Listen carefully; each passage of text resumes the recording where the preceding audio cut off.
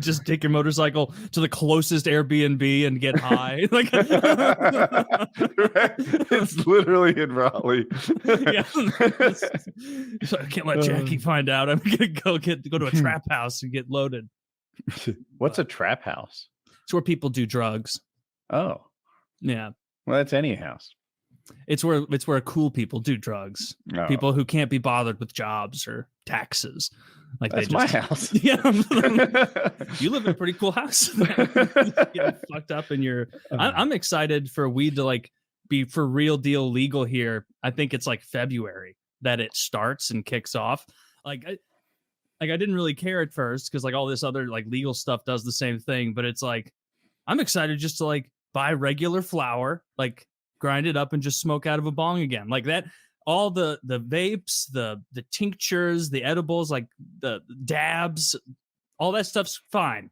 But like my preferred delivery method has always just been plain old flower and a bong. And like a water bong? Yeah, like a water bong. Just like a nice, comfortable like smoke out of that. And I'm excited to go back. What's to it. It's going to be comfortable? fun. Why do you like a water bong? How does well, it's more comfortable to smoke it than like a dry pipe because it's going through the water, so it like a little more humidity. So I guess it's easier to cleans and cools. Yeah, it cleans it and it cools the smoke down. And then like also like even in college, like when like that was the first time I tried dabs, and like I had friends who got super into dabs. And I never did. I always just like stuck with flower. And I would go over to their place and take one hit from their dab rig and be on the moon for 5 hours. And like they would come over to my place, and a lot of them would be like, yeah, I'm not even going to smoke your stuff because my tolerance is too high.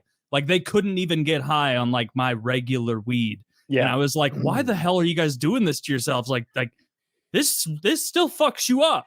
Like just do this one. And then like every once in a while to dab, but everyone's different, I guess. But yeah, a bong, that's the way to fucking do it.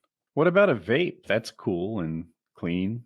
Yeah, vapes are nice. They're clean, but like something about like the actual just smoking the flower. I really, really like that. I do too. Okay. I do too.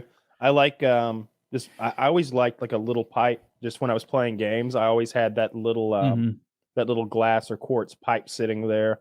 And I could clean that thing out and refilling it. Let's hit 3 fucking bowls before this one. Yeah. So I always liked that, but I always had a water bong too. That was one of my charges. I don't know. I think they fined me for that. Maybe the paraphernalia charge.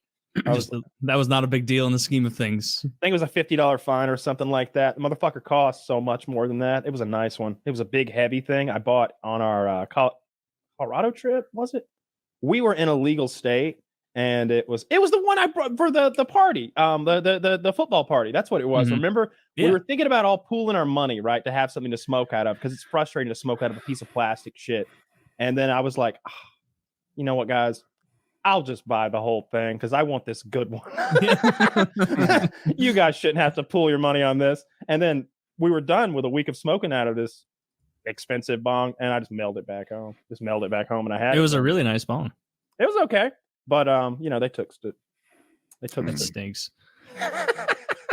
I hope your guys' states jump on the cool wagon like Missouri. We're hanging out with Colorado, in the cool section of the cafeteria, and you guys are in the lame section. Are you? We're at the cool section with we have guns.